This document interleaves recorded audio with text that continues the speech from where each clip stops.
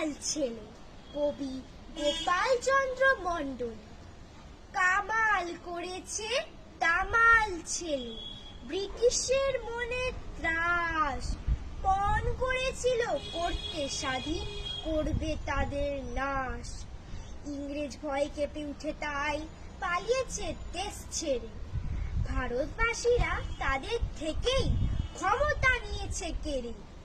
ভারতের মাটি দুর্জয় ঘাঁটি বুঝিয়ে দিয়েছ তুমি, তোমার জন্য স্বাধীন হয়েছে আজকে ভারত ভূমি।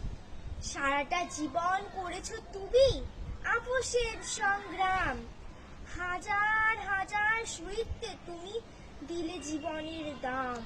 নেতাজি সুভাষ বীর সৈনিক, বিদ্রোহী সুর তুলে সবার হৃদয়ে ছুঁয়ে আছো তুমি, জানি তো কেউ ফুলে সবার হৃদয়ে ছুঁয়ে আছো তুমি, জানি তো কেউ ভুলে।